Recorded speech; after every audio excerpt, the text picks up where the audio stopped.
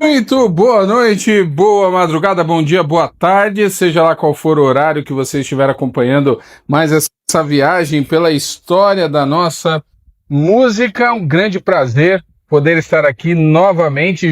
Aleluia! Aleluia, deu certo. Boa noite, tudo bem? Oi, Ramon, tudo na paz? Graças a Deus, muito obrigado aí, seja bem-vindo. A honra é minha, eu que agradeço. Pois é, rapaz, eu fico feliz aí que você aceitou nesse espaço que a gente tem conversado sobre a história da música aqui no Brasil, da música cristã. Então, são sempre histórias incríveis, né? E é muito bom poder conversar com quem fez parte aí, quem faz parte dessa história. Então, é uma alegria poder conversar contigo essa noite. Olha, da minha parte, eu já aproveito para te parabenizar. Eu fiquei sabendo de amigos meus que participaram, gostaram bastante, e também do público dizendo que começou com um pouquinho e agora vocês ultrapassaram 6 mil. É verdade. Nem sei mais se é só isso. É isso, ultrapassamos aqui a barreira dos 6 mil e às vezes as pessoas ficam brincando, rapaz, você conhece tanta coisa. Aí eu falei, não, descobri muita coisa nas lives. E, por exemplo, Brasília era algo que eu tinha, assim, uma vaga ideia, né? Eu conhecia ali algumas coisas, mas nem imaginava das relações e de todo o universo ali de Brasília que eu fui descobrindo, bandas que eu até conhecia algumas músicas, mas nunca tinha associado a questão de Brasília, né? Então é muito bacana. E vocês aí, a banda Virtude, até antes, e eu estava dando uma olhada aqui, né? Algumas bandas que permearam a sua história, e uma música muito bacana, então, show de bola. E a turma aqui, ó, o fã-clube aqui tá grande, viu? Poxa, que legal, eu fico honrado. Acho que a grande fatia aí é por sua conta. Porque, na verdade, como a gente já está um tempão sem tocar, eu saí convidando amigo, primo, parente e tudo. E aí me lembrou da época que a gente começou com Virtude, que a gente ia tocar nas cidades, às vezes levava os próprios fãs, para não passar vergonha. Essa tática é fantástica. Mas vamos lá, vamos começar essa história. Eu queria que você contasse pra gente como foi que a música surgiu na sua vida e como é que ela cruzou com o evangelho. Maravilha. Eu vou tentar sintetizar aqui. Eu me lembro que desde sempre meus pais sempre ouviram muito música, e de músicas muito diferentes, né, muito variadas. Eu cresci com isso, com essa admiração na música. Mas a primeira cena que eu vi em relação a tocar alguma coisa, eu tinha mais ou menos de 7 para 8 anos de idade, estava indo jogar bola com a molecada e passei numa casa onde tinha uma banda ensaiando. Opa. E aí o pessoal foi jogar e eu parei na janela e não consegui sair mais dali. Aquela engrenagem ali, bateria, baixo, guitarra, vocal, que eu não entendia ainda, não sabia o que era, eu fiquei parado ali e aquilo congelou dentro da minha mente, fez uma ligação sináptica ali, alguma coisa, e eu levei isso para depois.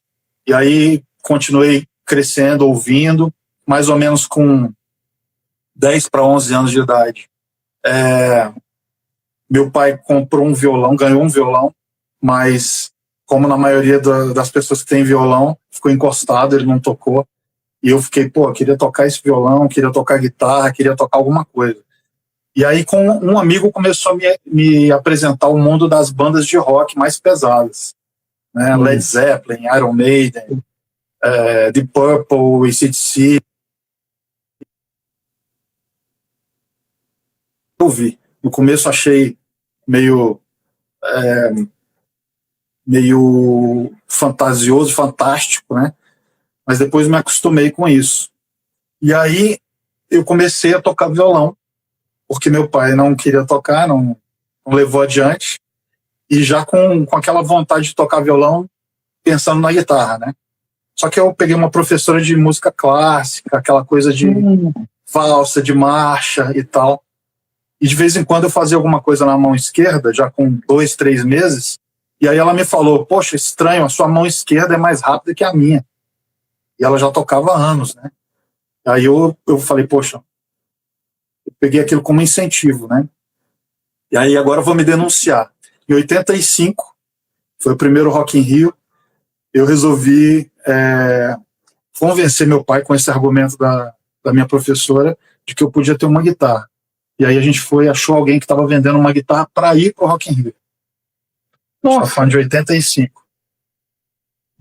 Rapaz... Comecei a tocar ali, né? Você começou... Então, em 85, no ano do Rock in Rio, você ganha a sua primeira guitarra. Exato. Era uma guitarra, me lembro... Sim, pode falar. Tá, me lembro que era uma guitarra boa, bacana, mas não era uma grande guitarra, nem sabia direito que era uma guitarra. E aí, de 85 para 86, eu montei uma banda, junto com aquele movimento de rock nacional e de movimento que já tinha em Brasília. Em Brasília tinha, só num prédio que chama-se Radio Center, onde tinha muito estúdio, né? Tinha cerca de 900 bandas ensaiando naquela época. Nossa. Então, quando lançou Legião Urbana, Capital Inicial, Plebe Rude e tantas outras bandas que vieram depois daquela leva da Blitz, né? E, inclusive, nessa época da Blitz, eu pegava cabo de vassoura de guitarra, ficava dublando, forçava os meus primos a dublar junto, já era aficionado por banda. E aí o que aconteceu? No Rock in Rio, no Rock in Rio 1, essas bandas de Brasília, essa segunda geração, ela ainda não... O Legião já participou do Rock in Rio 1 ou não? As bandas de Brasília já tocaram lá? Eu lembro do Barão Vermelho. De Brasília, acho que o Paralamas do Sucesso, né? Paralamas do Sucesso, sim. Eu lembro que ele falou alguma coisa do Angus Young. Sim. Tá, entendi. Veio um pouquinho antes, né? Você é amplamente influenciado por essa cena rock em Brasília, né? A cena mesmo ali clássica. E você já tocando guitarra, mas como é que isso vai reverberar? Você já tinha se convertido? Não, na verdade eu estava totalmente fora da igreja, apesar de ter sido criado num lar cristão, né? Por parte da minha mãe. Mas eu estava bem distante, querendo curtir música e etc. Com a compra dessa guitarra e a formação dessa banda, veio um baterista para minha banda, que se chamava Golpe 64. Você vê aí, ó, as rebeldias, sem causa. E aí a gente tocou um som meio garageiro, né? E aí veio o Eudes, que foi depois o baterista do Kadesh, a primeira banda que eu montei cristã. E o Eudes ficou 86 na banda, mais ou menos 86 para 87, ele falou que ia sair da banda porque ele ia voltar para a igreja, né? Estava se reconciliando e tal. Aquilo para mim era uma linguagem que eu não entendia muito bem na época. E ele começou a me convidar para ir para a igreja. Eu falei, imagina se eu vou para a igreja. Não vou de jeito nenhum. E ficou insistindo, só que a gente tinha uma amizade muito grande. E eu comecei a sentir saudade dessa amizade. E falei, cara, eu vou para a igreja. Aí um dia que eu decidi ir para a igreja, eu estava sentado debaixo do prédio e pensando, hoje eu vou. Eu já sabia o que significava isso, né? Então já meio que tinha decidido ir para a igreja de coração aberto. Aí eu comecei a sentir uma dor de cabeça, uma dor de ouvido e a visão começou a embaçar, não conseguia enxergar direito. Tudo de uma vez só. Muito estranho, nunca tinha sentido nada. Eu falei, eu vou assim mesmo, né? O Eudes me ligou, eu falei, vou de qualquer jeito. E aí eu fui, em vez de conseguir ficar no templo, eu fiquei do lado ali, numa salinha, escola dominical, e ouvindo a mensagem. E aí quando teve o apelo, eu fui. Né? Depois que eu muito tímido, quando o pastor fechou os olhos de todo mundo, eu fui lá, e quando eu fui, aí não sentia mais dor, não sentia mais nada, né? E aí se deu a conversão. E nessa da conversão, a banda se desfez e tal, eu tinha zilhões de discos, de pôster, de bandas de rock, e eu comecei, depois de um tempo, tocar no louvor da igreja. É um estilo assim, um tanto quanto roqueiro para a igreja, né? Fui me adaptando. Mas o que rolou? Pode falar. Quando você entra na igreja, você era muito antenado com rock, o que é que você ouve? Qual que é o teu primeiro impacto com a música cristã? Foi bom você falar nisso. O que tinha de rock era Rebanhão e uma banda do Rio de Janeiro chamada Sinal de Alerta. Eu tinha me emprestado disso. Inclusive, Manhãs de Outono. Não, era antes disso, o primeiro disco. E aí o primeirão tinha uma música chamada Conversão. Eu fiquei ouvindo essa música e ficou martelando. A letra martelava na minha cabeça. Eu falei, cara, eu preciso... Inclusive, um dia que eles vieram tocar em Brasília, eu falei isso para eles, o cara do Sinal de Alerta, né, para os vocalistas. Legal. Falei, pô, que legal isso e tal. Então, eu já entrei na igreja acreditando que uma música tocada, apesar de não ser um rock pesado, tinha a capacidade de amolecer o coração de alguém. Ou seja, o Espírito Santo poderia tocar alguém através da música, especificamente através do rock. Eu já entrei com esse selo aí, vamos dizer. E aí, quando a gente começou a tocar na igreja, logo veio, eu tocando junto com o Wilton, veio a ideia de fazer uma banda. A gente montou uma primeira banda chamada Apocalipse, que era bem pesada, era um heavy metal. Eu já falo assim, você gosta de nomes de banda assim marcantes, né? Golpe. Começar pelo final. E aí você entra e faz uma logo chamada Apocalipse. Realmente, essa questão com nomes aí foram marcantes nessa época. E o Apocalipse foi interessante pelo seguinte, era uma banda que estava sendo montada pelo vocalista e guitarrista, que não era eu, e eu acabei entrando junto com o Eudes. E quando eu entrei na banda, eu vi a facilidade que ele tinha para compor, o Moisés Valença. E aí eu comecei a assimilar essa forma dele compor. A música Barquinho, do Kadesh, do primeiro CD, e também Desenho, são músicas dele, né? E aí a gente começou a tocar ali, e eu comecei a ver que era possível compor música em português com a cara de um hard rock ou de um heavy metal que funcionasse, né? E ali eu comecei a praticar dentro disso. Uma coisa interessante que você me perguntou e tem uma conexão muito grande era o seguinte, a mesma emoção que eu sentia com a música, com o rock nacional, rock internacional, com o fato de ir nos shows, de tocar, eu queria que as pessoas sentissem através de uma letra cristã. Eu falei, a missão passou a ser isso, né, na verdade. Como que eu consigo concatenar, como que eu consigo trazer para a música esse tipo de sensação, né, de feeling, que as pessoas consigam vibrar, falar, caramba, isso aqui eu gosto de ouvir. Né? E aí foi onde começou. Aí uma banda, Apocalipse, depois outras bandas, tinha uma banda com nome de shampoo, chamava Nuance. Nuance? Átrio. Sim.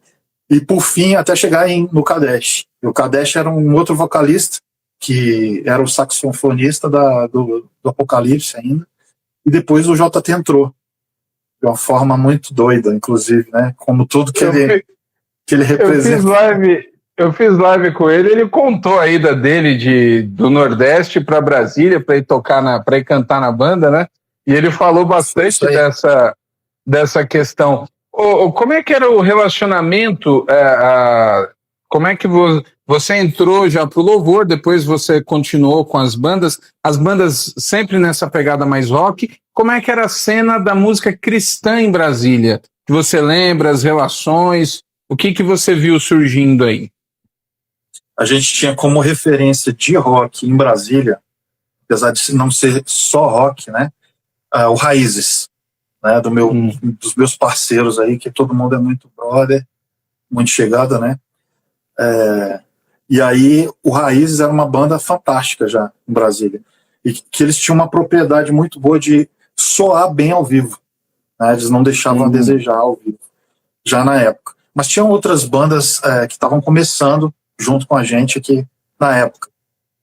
O Estilo de Vida era uma banda que eu sempre admirei muito, né? Embora não fosse rock, mas eles estavam na cena também, de Brasília. Depois dessa safra, que começou o Kadesh, apareceu o Vértice, que é uma banda da onde partiu o Jean para Oficina G3 e depois o Mauro Henrique para Oficina G3 também. E tinha uma banda, além do Vértice, tinha uma banda chamada Cetro, que o Ricardinho tinha montado. Era ele e o Clóvis, baterista da primeira formação do Virtude, né? Então a cena era mais ou menos essa. Tinha umas outras bandas que estavam gravitando ali e buscando também. Depois surgiu o Axa, né? O Júlio está aqui lembrando do Livre-Arbítrio, Geleia. Livre-Arbítrio, com certeza. Até o Livre-Arbítrio é um pouco anterior, né? Ele foi precursor também. E eu tive com o André Geleia semana passada. Livre-Arbítrio é uma grande banda. Sim, ele é fantástico. Fiz uma live com ele também, contando as histórias ali. Livre-Arbítrio é uma banda... Eu estou no Nordeste hoje, mas eu sou paulistano, né? Então, o Livre-Arbítrio foi uma das... Na verdade, assim, a referência que eu tinha na época de Brasília, que era muito forte, era Livre-Arbítrio e Raízes. Naquela explosão gospel. Contemporâneos. Isso, eles entram na Gospel Records primeiro, né? E São Paulo é bombardeada ali pela a Gospel, a gente brinca, ela domina o mundo de São Paulo, e era muito forte aquilo ali. Então, o Raízes e o Livre-Arbítrio, eu lembro bem de tocar ali, nossa, 94, 95, mais ou menos nessa época. Então, tem muito disso. Você, hoje passado aí tanto tempo, você entende que Brasília, pelo fato do rock nacional ter tido uma cena em Brasília assim, muito forte, isso facilitou ou dificultou para as bandas de rock cristãs em Brasília? Bom, vou fazer uma pausa para mandar um abraço para o meu amigo Júlio Frix aí, que falou do Livre-Arbítrio. Okay. O Julinho, me chamava ele de Julinho Hold, ele era o Hold do Virtude. Né? Olha só. Então ele é nosso brother aí, legal. Um abraço, Julinho. Olha, Brasília tem alguma coisa, não vou usar a palavra mística, que eu não acredito muito nessa palavra, mas Brasília tem uma força muito grande musical. Eu não sei se é o fato é uma espécie de carência que a gente tem de arte e de comunicação ao mesmo tempo. Então, assim, a criatividade, o fato de Brasília não ser uma cidade que tem muitas esquinas e tal. E nos anos 80 tinha bastante isso da galera se reunir em torno da música, né? Então acho que só facilitou. Respondendo a tua pergunta, só facilitou. Aqui, não só no gospel, surgiram grandes bandas, né? Grandes referências nacionais. A cena musical em Brasília é incrível. Mas aí vamos voltar aqui para a questão do Kadesh. Você falou aí da chegada do JT. Como é que foi o teu primeiro trabalho em estúdio? Qual foi a primeira banda que você gravou fazendo parte? Como é que entrou nesse mundo de gravação e de disco? Vocês com certeza tiveram vinil. Vocês gravaram vinil. Isso. Na verdade, a primeira experiência que eu tive foi com o Golpe 64 ainda, gravando uma demo. Né? Chegou a gravar, então? Chegamos a gravar umas 4 músicas, né?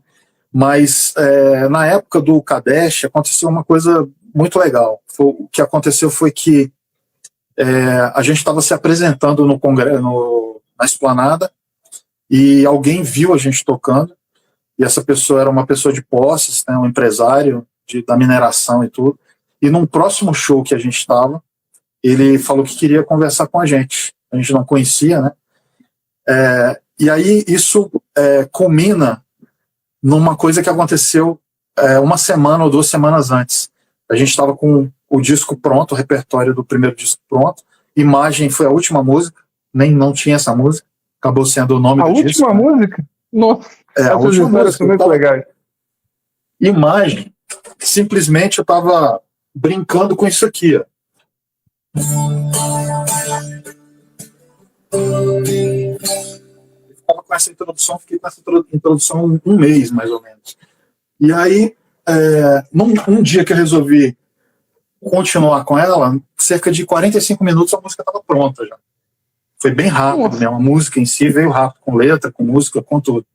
E aí apresentei pra galera, o pessoal falou, não, essa música precisa fazer parte do disco e tal. E a gente acabou fazendo com que o disco se chamasse Imagem, né?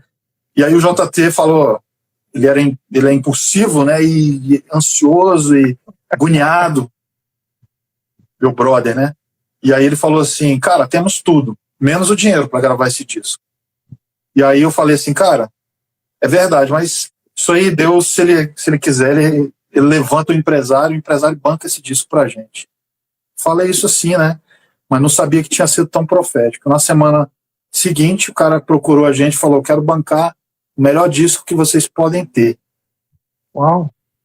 E aí, na época, a gente foi para Belo Horizonte e gravou o disco de uma forma meio apressada, né? De uma semana lá, mas a gente gravou por causa dessa contribuição. Né? E a gente gravou em Belo Horizonte e depois começamos a lançar. Realmente era um long play, né? Era um disco vinil. Começamos a tocar em Brasília, mais show do que rádio, e aí a gente conseguiu, rapidamente a gente conseguiu entrar na cena, né, na música cristã, do rock, né. Isso era o quê? Início dos anos 90? Isso aqui é ano? Você tá me ouvindo? Às vezes dá uma travadinha aqui. Tá me ouvindo? Vamos ver aqui se volta. Deu uma travadinha. Aliás, pessoal que está acompanhando, escreve aí se travou o meu também. Vocês estão aí comigo, o pessoal dele. Pode ter entrado uma ligação. Como eu brinco no grupo, não me deixem só. Vocês estão ouvindo ou travou foi tudo aqui? Me deem um retorno. Pessoal aqui que está escrevendo os comentários. Opa, foi lá. Espera aí, caiu. Aconteceu alguma coisa. Vocês estão aí, estão acompanhando? Eu vi que o Rubão entrou aqui também, gente. Travou só o Fernando, né? Tá, espera aí, vamos ver se ele continua aqui. Vamos lá, só o do Fernando. Eu acho que ele caiu de tudo. Cadê? Fernando, vou mandar para você de novo, Fernando, se você estiver escutando. Vamos lá. Só o dele. Grande Rubão, Rubão tá aqui. Opa, voltou, deu certo. Pronto. Estamos de volta. Okay. Boa, tô vendo aqui, rapaz, o Rubão Lima tá aqui na live também. Rubão é fera, hein? O Rubão faz umas músicas que impressionante. É isso aí, o grande Fosquinha. Tocamos muito juntos em eventos isso aí. Muito mesmo. Vocês estão a questão com a década de 60, né? Você tinha o Golpe 64 e ele o Fusca 69. Então essa questão aí da década de 60... Você me assustou agora, viu? Pensei que era outra coisa. Só as bandas. As referências, né? Só os nomes, só as referências. Então, na hora que travou, eu tinha te perguntado que ano que vocês gravaram o Imagem? Imagem, se eu não me engano, é de 92 ou 93. Eu sou péssimo com o ano, dos anos 90. Mas mais ou menos isso também. Aí. Tô vendo aqui outra referência que tá aqui com a gente também, é o Valmir, rapaz. O Valmir que era do Milad, né? Que tá no Nordeste também. Peso pesado. Tem, rapaz, a audiência muito aqui, legal. O pessoal tá demais aqui. O Guilherminho, baterista que foi do Milad, tocou com a gente, cara. Gravou na Terra das Aparências. E fez uma turnê com a gente nos Estados Unidos. Depois ele acabou ficando por lá e morando por lá. Isso pelo Virtude já. Virtude, na Terra das Aparências. Das Aparências é Virtude. Você gravou pelo Kadesh quantos discos? Foi só um? Só um. Apenas um. Tá. Disco Imagem, né?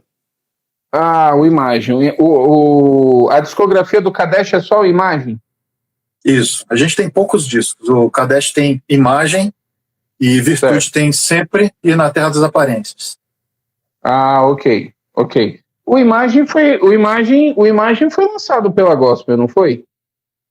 Não, Imagem foi lançado aqui em Brasília, né? Era a Sara Nossa Terra, né? Que cuidava. Uhum. E depois ele tinha sido lançado em vinil, de forma independente. Certo. Depois a Sara comprou e lançou, e depois o JT relançou. O JT relançou. Isso. Tá. Eu não sei qual foi o selo que ele lançou. Eu tinha procurado e ele aparecia, eu achei, lá na frente, aparece pela Gospel Records, deve ter sido isso, porque o Metal Nobre também vai para Gospel Records, né? Sim, aí o Metal Nobre foi depois, e aí já é uma parceria de distribuição, né, de prensar. Isso, então vamos entender aqui na história. A turma de Brasília sabe a história de Core Salteado, tem muita gente de Brasília aqui acompanhando, mas nem todo mundo, né, dos outros estados tem uma noção. Vocês estavam no Kadesh e aí o Kadesh vai dar origem a duas bandas, não é isso? É isso? Exato, mais ou menos isso. O Kadesh, quando o JT deixou a banda, e praticamente só ficou eu mesmo e o Jack, que era o tecladista, a gente começou a buscar outros integrantes. O Ricardinho, que era do Cetro, entrou ainda como Kadesh. E o Júnior Rapa, que era do Vértice, também entrou na mesma época, e o Clóvis depois, né? E aí a gente foi para estúdio ainda como Kadesh. E no estúdio a gente mudou de nome para Virtude. Já o JT ele foi para JT e Banda primeiro. E depois ele montou o Metal Nobre. Ok. O Metal Nobre é bem característico. E vocês, mas a gravação, então, na verdade, o Virtude já nasce no estúdio, né? Já nasce no estúdio, com esse nome, sim. E aí a gente já tinha algumas músicas, a gente já tinha com o Kadesh, com a formação anterior, tipo, Sempre já era uma música que tinha, Nome em Comum já tinha. Completadas com outras músicas, já em estúdio.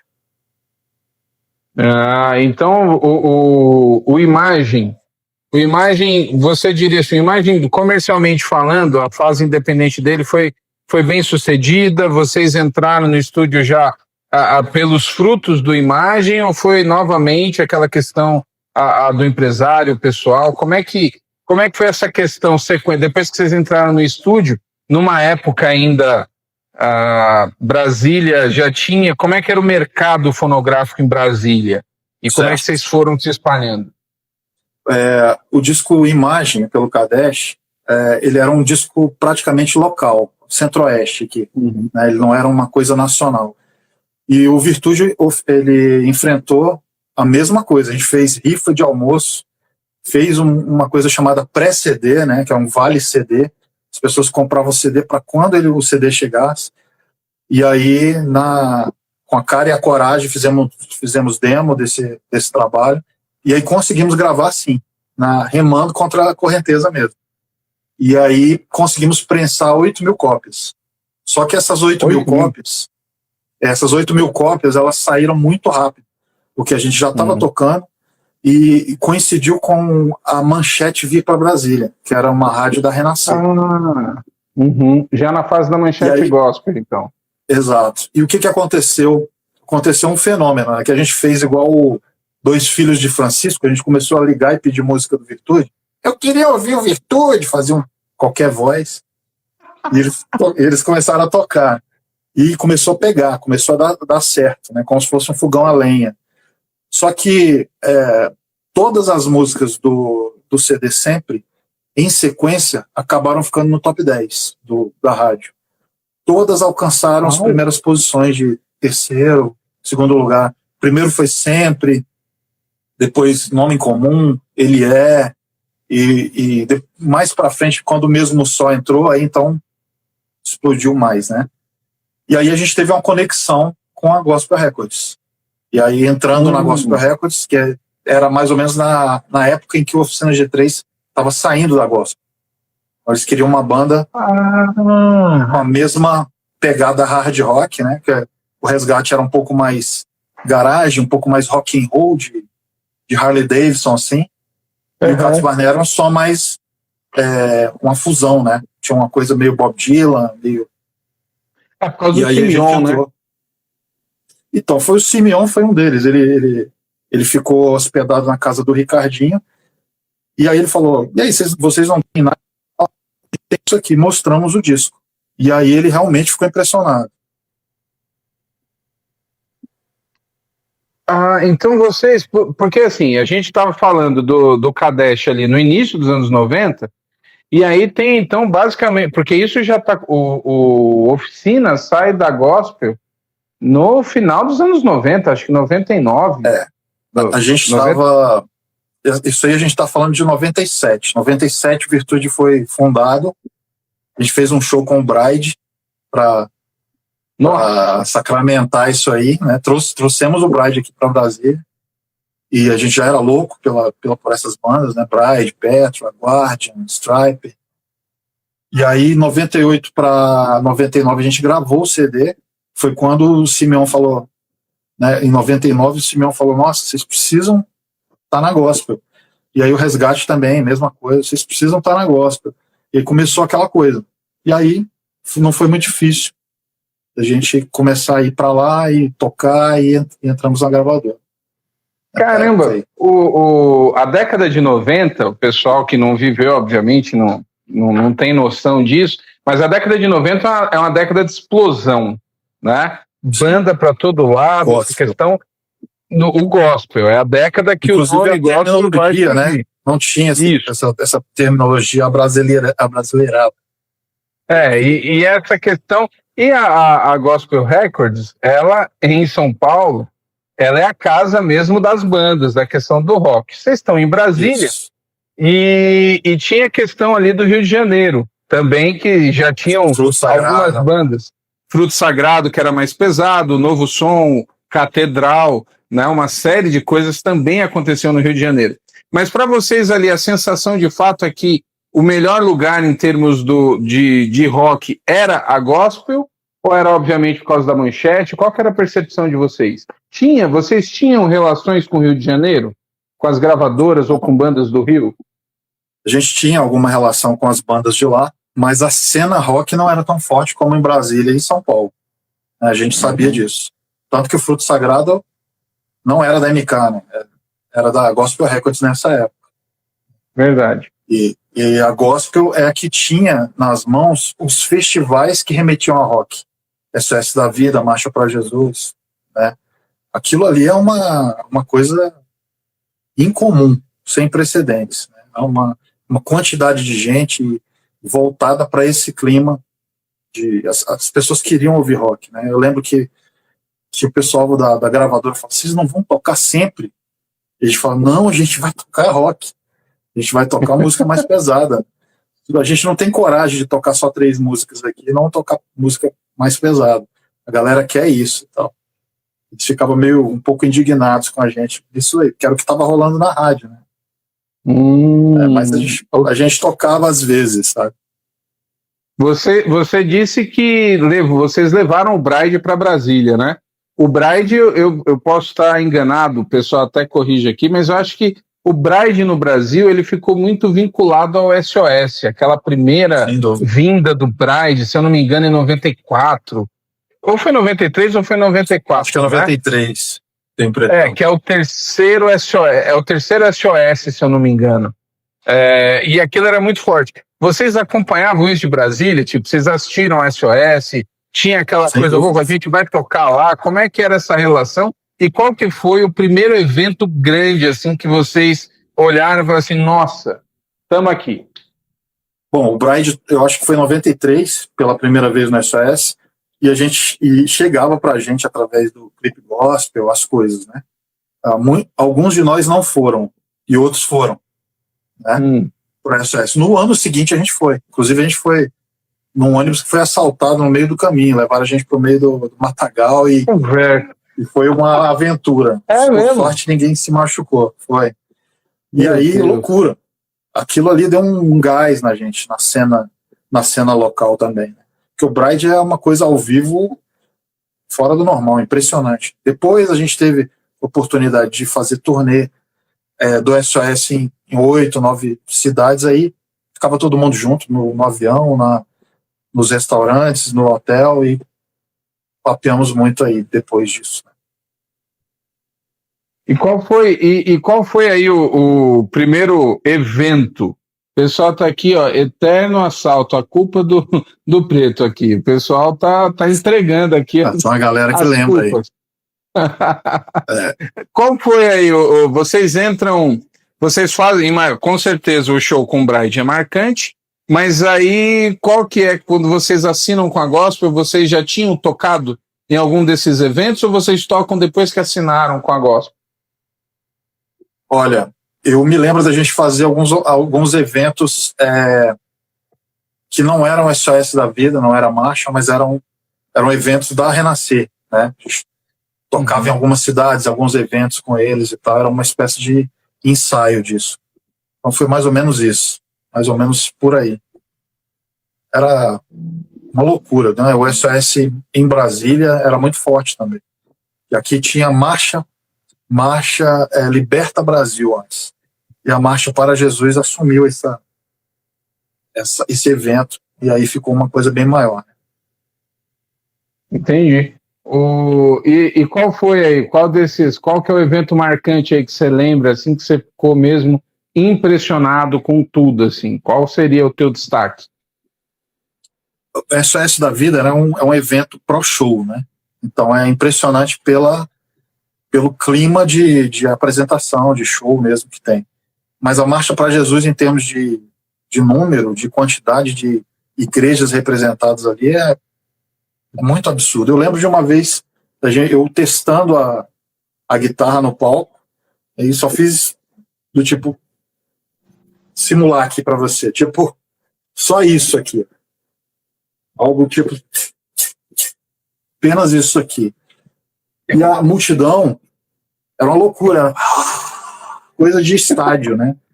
Então aquilo ali era assustador. Eu lembro que a gente brincava dentro das vans, quando a gente ia tocar em algum local, e alguém perguntava assim, quantas pessoas vocês estão esperando para o evento? A gente sempre brincou de 2 a 10 mil pessoas, mas era de 2 pessoas mesmo, não era 2 mil. A gente falava de 2 a 10 mil. A gente nunca sabia, já tocamos para 14 pessoas, para 30 pessoas, para 5 mil, e a Marcha para Jesus era quase 2 milhões de pessoas. Essa marcha que você está falando é de São Paulo ou de Brasília? De São Paulo. A de São Paulo é muito grande. Entendi. Esse foi, eu acho que, o evento maior. O Lucas, aqui de São Paulo, ele falou assim, olha, eu desconfiava que a Gospel tinha a intenção de colocar o Virtude no lugar, né, da saída do Oficina G3. Aí falou assim, agora eu tive certeza, você colocando isso pelo tempo, né? Rolou assim, tipo o Oficina sai e vocês se tornassem assim aquela banda literalmente na brecha deixada ali? Rolou alguma pressão, alguma coisa assim? Vocês perceberam isso ou não? Não uma pressão, o que tinha era um clima de incentivo, né? De falar assim, pô, vocês têm talento, vocês podem ocupar esse lugar dentro da gravadora, né? Obviamente que a gente nunca existiu para competir com a Oficina G3 ou com qualquer outra banda, né? São bandas irmãs nossas. A gente tocou muitas vezes juntos, né? Então não tinha essa pretensão, mas era um som um pouco mais parecido, né? Que tinha as mesmas influências, as mesmas referências, né? Do hard rock e alguma coisa do rock nacional ali dentro. Então, de certa forma, ele tinha um target ali parecido, dentro da gravadora, dentro do público ali, do Brasil, de São Paulo. Mas eles foram para o Rio de Janeiro, a coisa só ampliou, foi ótimo também. Trouxe uma cena nova para o Rio. Ah, ok. Eles vão, tem toda aquela questão do final dos anos 90, você já deixou bem claro aí que você sempre gostou muito do rock mais pesado. Eu até estava escutando, estava ouvindo de novo aqui, e aí eu comentei com um dos meninos aqui, dos meus filhos, eu falei, vou ter que perguntar para ele, porque tem umas músicas que eu tinha a sensação que você tinha uma influência do Slash, do guitarrista, uma pegada meio Guns em algumas músicas, assim. Quem eram os guitarristas que você tinha, a influência que você se inspirava? Bom, o maior de todos os guitarristas, para mim, morreu agora, há poucos dias. É o Edward Van Halen, né? Ed Van Halen. Para mim, esse cara foi o que mais influenciou e o que mais inovou em termos de guitarra. Ele inventou música, inventou riff, inventou técnicas, inventou guitarra. Né? Então ele inventou bastante coisa. Esse cara, para mim, é o maior deles. Agora, dentro do mundo dos guitarristas aí, a gente tem uma enormidade de bandas. né?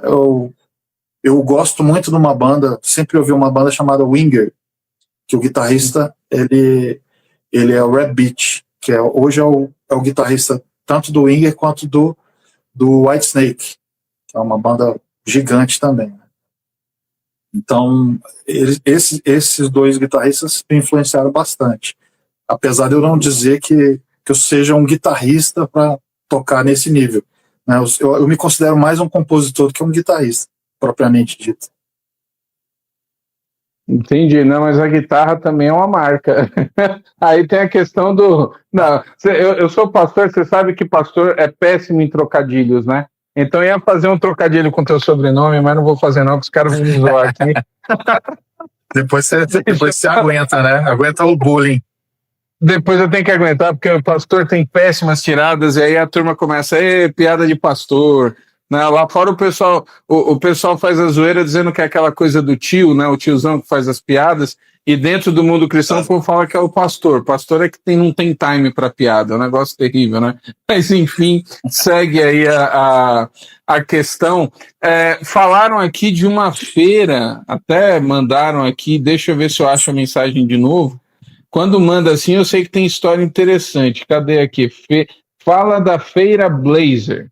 O Blazer. É Blazer, né? Sim, Blazer. É o Anderson Guimarães. Que feira é essa? Sim. Feira Blazer. Ela, se eu não me engano, essa feira é em Belo Horizonte. Aconteceu em Belo Horizonte. Não tenho certeza. Aconteceu e na época, foi uma tentativa de outros eventos parecidos, né? Então a gente tinha Jesus Vida Verão, né? Tinha o Excesso da Vida. Enorme. Esse tipo de evento. Isso aí. Muito legal. Mas vocês chegaram a tocar? Vocês tocaram no Jesus Vida Verão, por exemplo? Não. O Raízes é que tinha convênio com o Jesus Vida Verão. Todo ano estava lá, que era um pouco mais. Jesus Vida Verão um pouco antes da gente realmente ser conhecido, né? Ser mais conhecido nacionalmente. Entendi, o Jesus Vida Verão, nossa. E depois algumas pessoas gravaram, e cresceu muito. A Aline gravou um disco ao vivo lá, acho que o Fernandinho também gravou um disco ao vivo no Jesus Vida Verão. Tinha ligação com o MK, né? O Jesus Vida Verão tinha. Ok, tá certo. E depois dessa fase, quando vocês explodem, que tem aquela sequência, você mesmo comentou, a discografia de vocês é curta, é pequena. Por quê? Esse foi o nosso grande tempo pecado. De atividade. E o que houve? A gente deveria ter lançado muito mais disco. Essa que é a verdade. Então, por exemplo, o CD Sempre, que saiu em 99, e foi relançado pela Gospel lá, acho que 2000, em 2004 a gente lançou Na Terra das Aparências. Então, a gente tinha que ter tido um disco entre esses dois discos e depois continuado, né? Só que o dia a dia, as atividades foram acontecendo de uma forma que a gente não conseguiu administrar isso, né? O nosso grande pecado é não ter lançado mais músicas e mais discos, né? Não foi por falta de vontade, nem por briga, nem nada, mas... Então, vocês nessa época aí, no início dos anos 2000, vocês viviam da música? Não, a gente nunca chegou a viver da música. Nunca viveu da música? A música é que vivia da gente. Entendi. Sempre. Não, isso às vezes a gente tem essa visão, estou falando agora dentro do meio, dentro do mundo cristão, né? A gente tem as nossas bandas e acha que é igual a questão lá fora, né? Acha que toda banda tem o CD, que toca na rádio, que tem os rendimentos que as bandas seculares têm. E é diferente, é muito diferente nesse aspecto, né? Sim, é diferente. E também o que acontecia é algo assim. A gente tinha uma ambição, num bom sentido, de fazer coisas grandes. Então, todo recurso que entrava na banda era reinvestido. A gente tentava... era hora de estúdio, hora de gravação, filmagem, o que precisasse, viagem. Às vezes tinha que pagar do próprio bolso, né? E acontecia muito nessa época por boa fé, muitas igrejas e pastores e e promoters tentar fazer show sem o know-how de fazer show. Então acontecia muito do prejuízo, né? E a gente muitas vezes se solidarizava, né, em relação a isso. Entrava no prejuízo junto. Às vezes sim, porque o que a gente queria era levar a música, o que a gente queria era se manter e etc. Óbvio, assim, em termos, por exemplo, de direitos autorais, eu cheguei a ter alguma participação, deu para ajudar a dar entrada num apartamento, alguma coisa assim, mas muito irrisório perto do que poderia acontecer. Você tem composições além das bandas que você participou? Outras pessoas gravaram músicas suas? Sim, o Wiltinho chegou a gravar uma música minha, né? E a esposa do Kaká, a ex-esposa do Kaká, né, Carol Celico, gravou mesmo só também, né? Eu acho que por uma realização pessoal. Gravou. Acho que essa música tocou no casamento deles, né? E eles gostavam bastante dessa música. Só que eu tenho uma particularidade que é um monte de música que eu começo e não termino por não servir na época pro Virtude. Então abandonava as músicas no meio do caminho. Aqui na live tem uma galera que está acompanhando, que é de um grupo da minha igreja de composição, né? Que hoje eu sou da Batista Koinonia, aqui em Brasília, e a gente montou um grupo para compor músicas para a igreja, com a identidade da igreja. Então, nesse grupo que a gente se reúne toda segunda-feira, a gente compõe com esse fim, né? Uau! Fazendo composições muito legais, as músicas, e já tem uma lançada e uma segunda aí no forno já. Esse privilégio de ter na igreja a comunidade cantando músicas próprias, né, é um negócio assim incrível, né? E a gente acredita muito nisso. E é nessa pegada, você vem do rock, né? Como é que é essa questão pro louvor congregacional? É nessa praia mais worship que a gente está vivendo hoje? Vocês estão indo em outra linha? Como é que é o estilo que vocês estão... O estilo da comunidade, da igreja? Sim, no caso dessa igreja que eu estou e desse grupo, é mais o worship mesmo. Né? Então a gente compõe uma coisa mais contemporânea, apesar de eu ter outras músicas antes, né, e que são de louvor também, um pouco diferente da praia. Tem um projeto, Ramon, que eu criei, chama Movidos à Música. Eu ainda não consegui fazer startar por causa do Covid, né? Mas é justamente sobre composição de música cristã, né? Tanto do rock, e ali eu abordo como fazer isso, né? Como eu faço isso, né? Porque na verdade não é um modelo fechado, né? Mas a gente usa muito desses princípios, do que eu acredito, do que a Hillsong mostra, a Bethel mostra, a gente coloca isso em prática, e os resultados têm sido bem legais. Além desse projeto na igreja, eu tenho um projeto com o JT, né? Chama Nossas Histórias. E aí a gente chegou, é um grupo acústico, a gente chegou a tocar nos Estados Unidos no ano retrasado, e aí veio a Covid, e a gente vai retomar logo depois disso aí. E aí já é uma outra praia também, são músicas que a gente já tocava no Kadesh, algumas coisas do Virtude, e algumas coisas que a gente criou recentemente para fazer uma coisa mais intimista, né? Um som mais... Ele tem um trabalho aí, você falou de moto, né? Ele tem um lance meio assim de... até esqueci o nome agora desse último que ele lançou.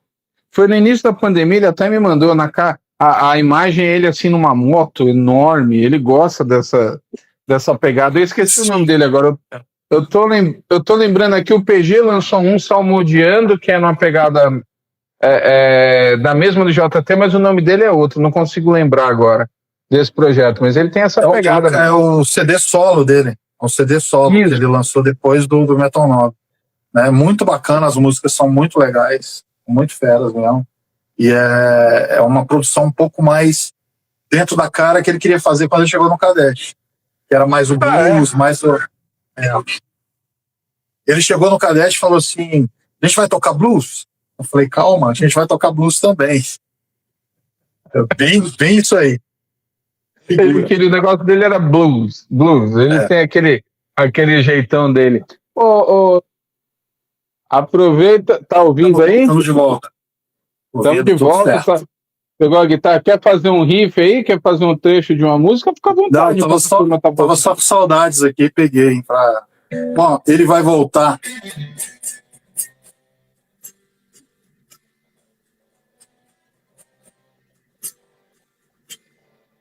Essa você lembra, né? Com certeza. Ou então...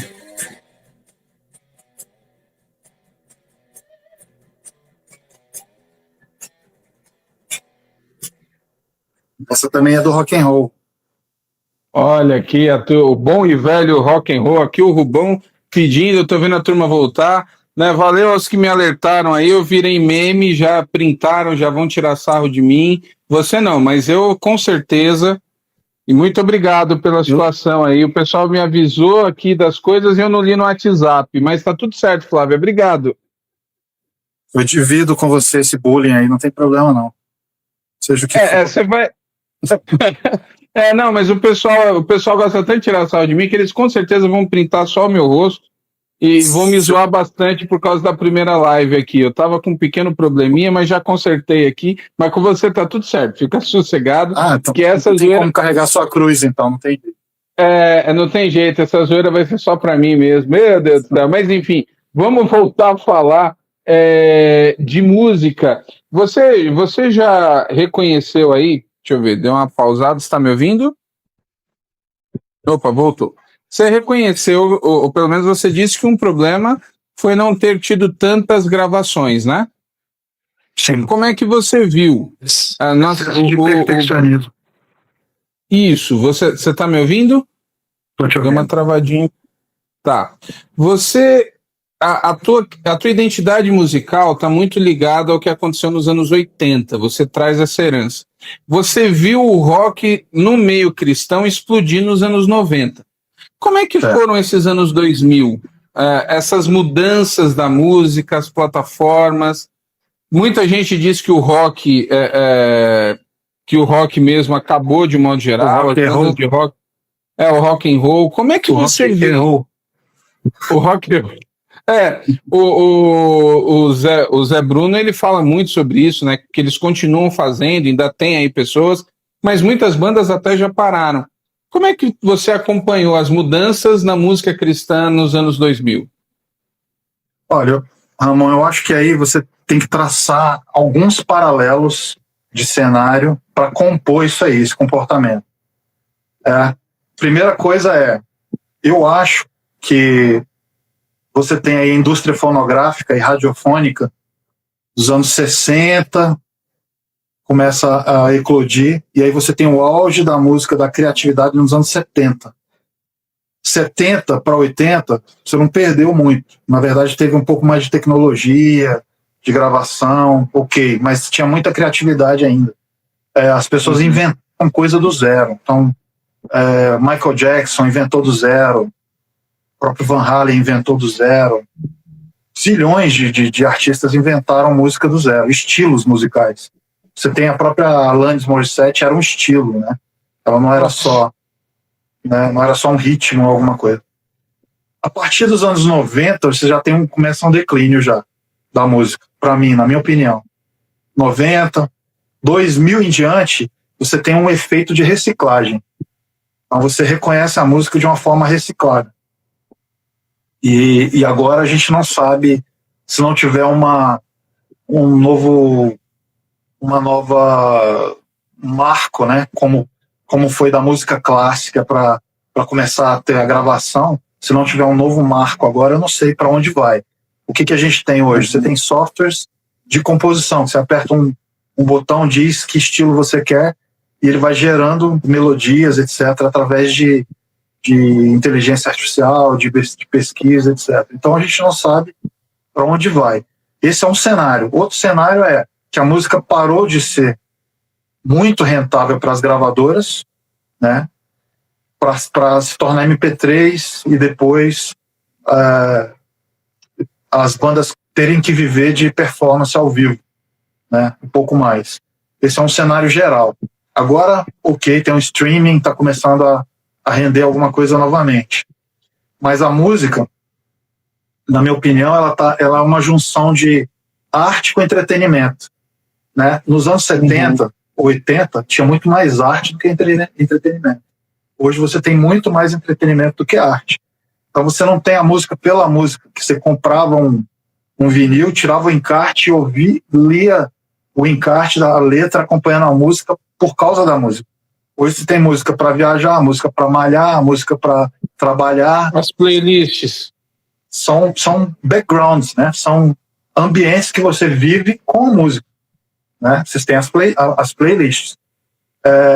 A música ela não tem tanta importância mais, até a própria geração de hoje ela é multitask, né? Multitarefa. Então, ela ouve música fazendo uma outra coisa. As músicas diminuíram para serem mais palatáveis, né? mais acessíveis. E uma outra coisa que aconteceu no meio gospel quando a gente teve o gospel, o movimento gospel, os shows, e eles eram fora da igreja, as igrejas começaram a falar, peraí, mas os meus jovens estão indo para lá, eu quero meus jovens aqui dentro. E aí as igrejas começaram a ter estruturas de show. E mais tarde as bandas de louvor começaram a incorporar o rock dentro do louvor, né?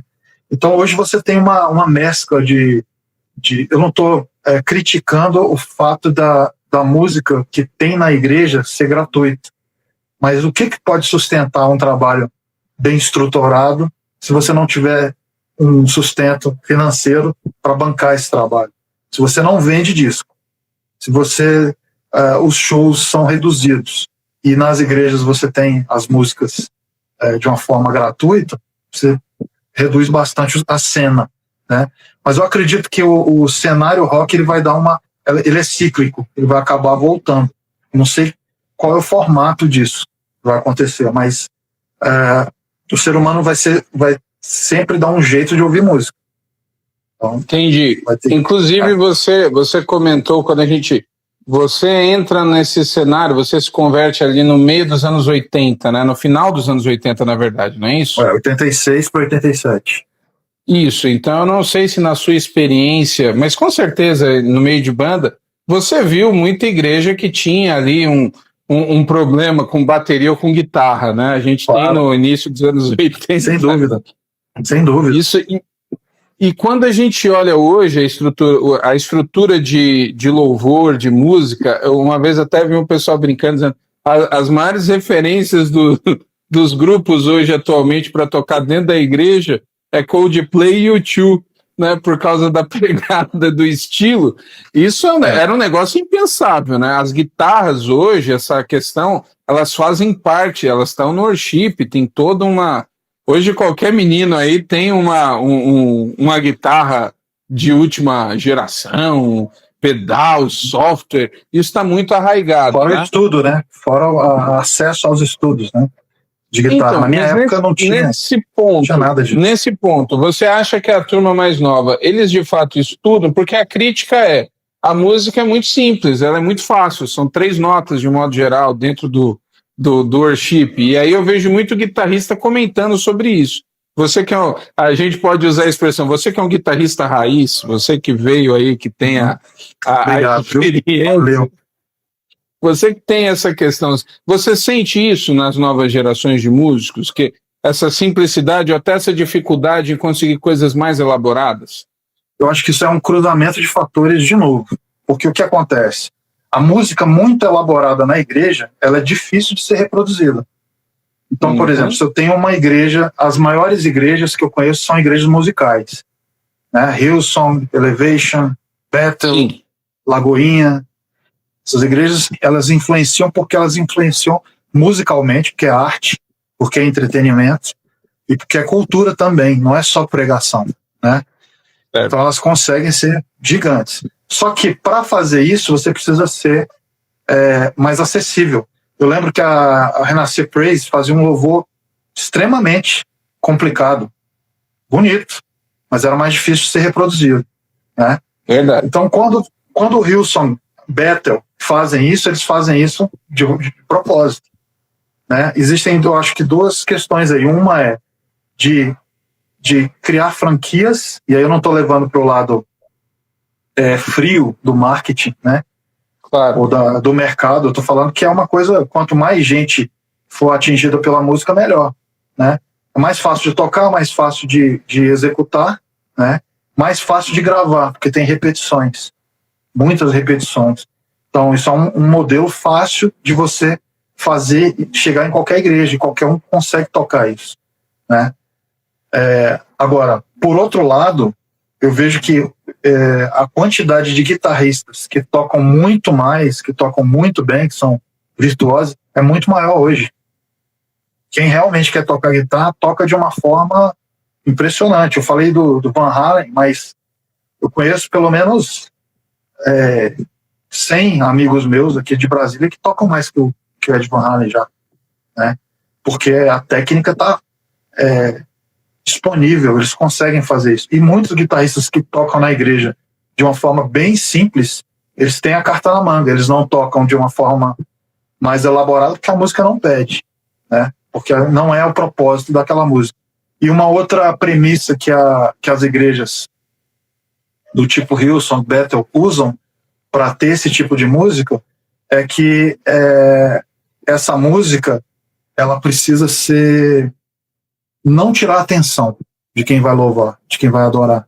Então, se você tem uma música estável, que tem um momento num tom só, ou com poucas surpresas, ou poucas convenções, ou sustos, você vai conseguir o objetivo de fazer a igreja pensar na adoração e no louvor, né? Então é tudo uma questão de equilíbrio, né? Uhum. A Bíblia fala para a gente tocar com arte e júbilo.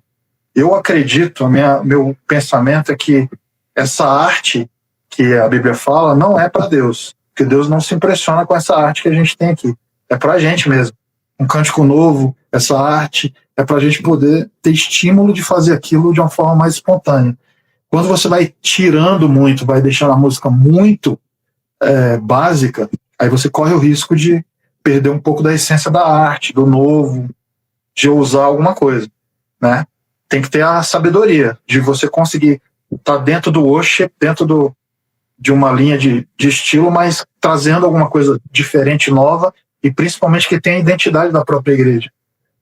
Como é que a igreja é? A igreja é mais tranquila, é mais saltitante, ela é mais para fora do que para dentro? Como é? A música ela tem que representar isso. Entendi. Nesse novo cenário, para você está com um grupo de composição, você tem jovens aí, na verdade, não que você não seja, né? Não é que você é velho, mas... São bem mais jovens do que eu. Eu não me sinto velho, eu nasci faz muito tempo, viu? Boa, gostei dessa. Não somos velhos, mas nascemos há um tempo a mais. Faz tempo. Você é menos tempo, com certeza.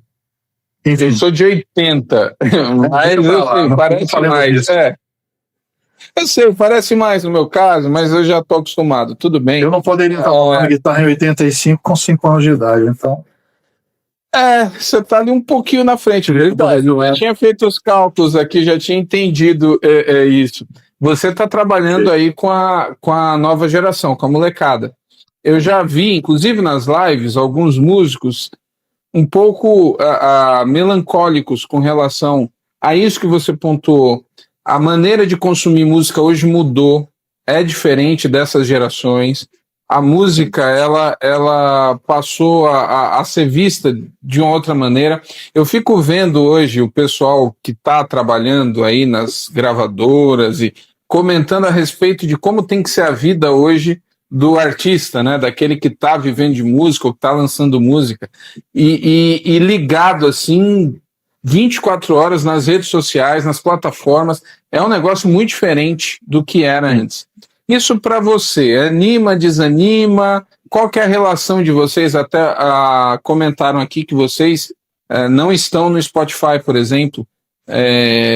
Como é que você acha mais difícil do que era antes, naquela coisa da rádio? Cada qual as dificuldades são para todos os tempos? Como é que você está hoje?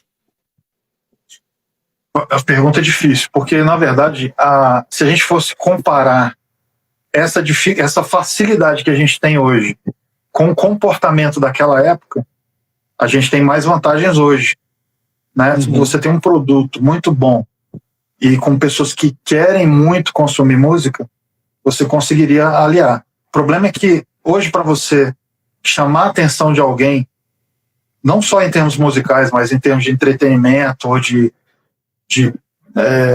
stand-up comedy, seja o que for, em qualquer sentido de arte ou de comunicação, você ter a atenção da pessoa é muito mais complicado.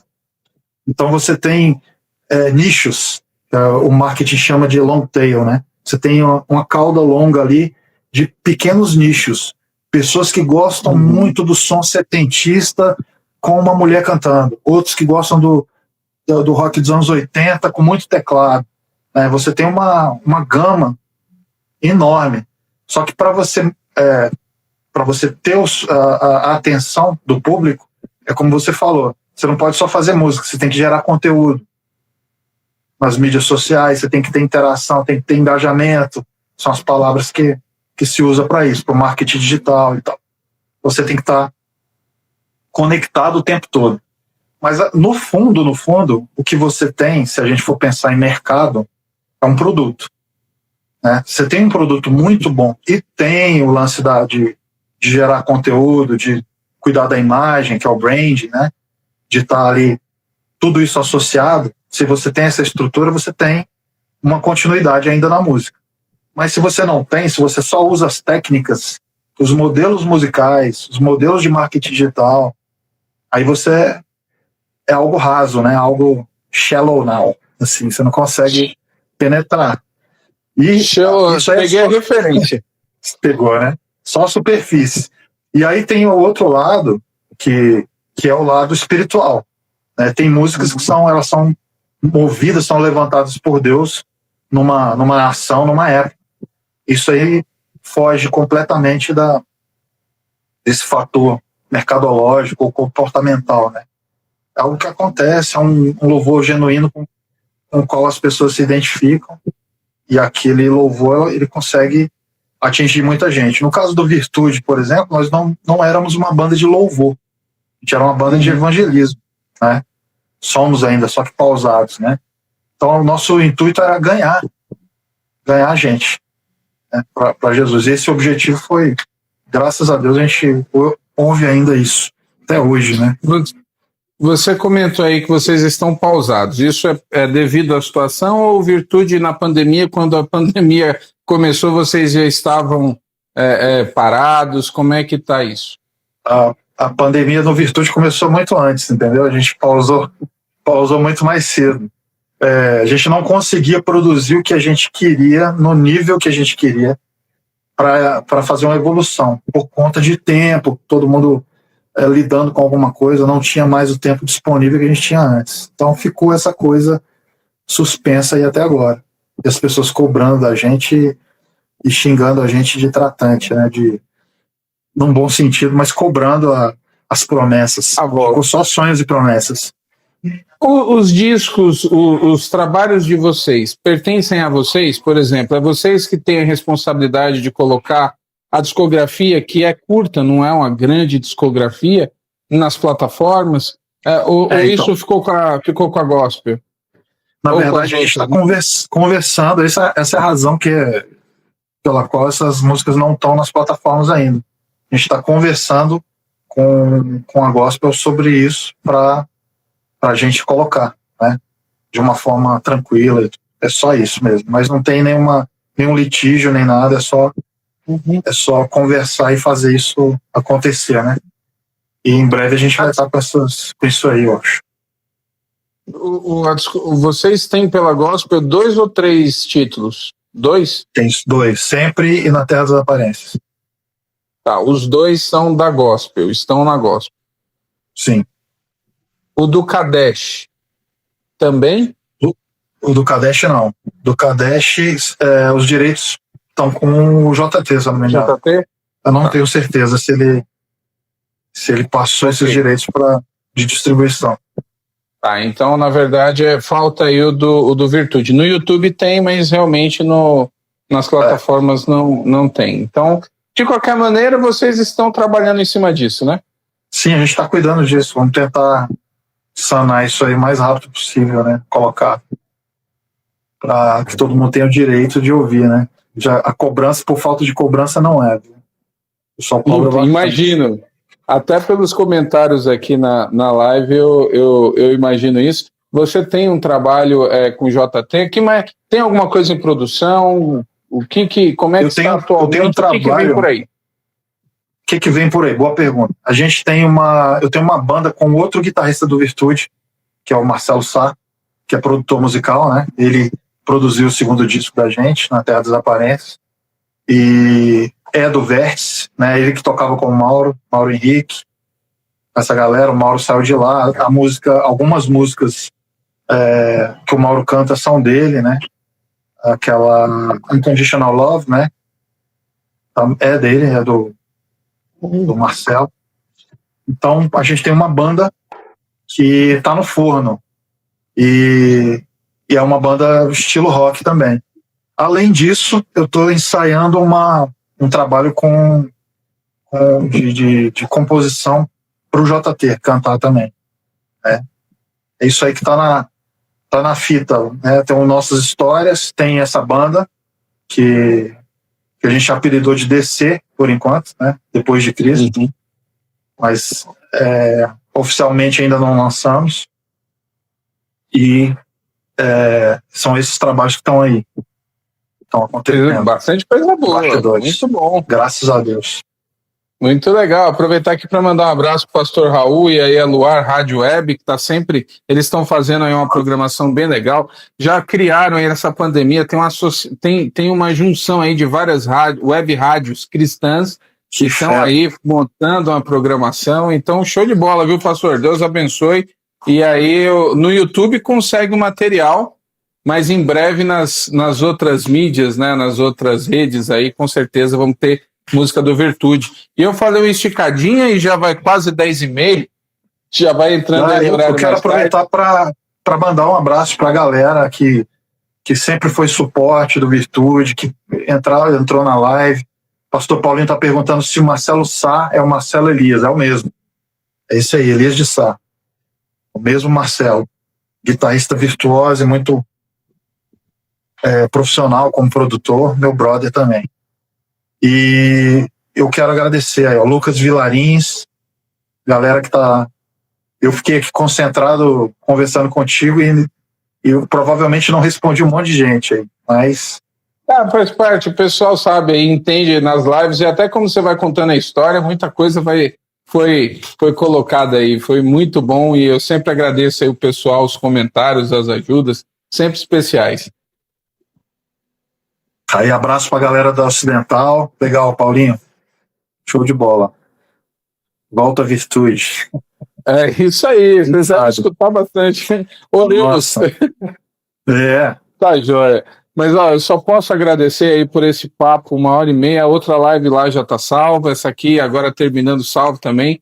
Prazer, e que Deus continue abençoando vocês, inclusive que em breve possamos ter aí acesso às músicas nas plataformas. E os projetos novos, precisando aí, querendo divulgar, é só contar com a gente aqui, que é um prazer. Poxa, Ramon, muito, muito legal, obrigado, é uma honra mesmo estar aí.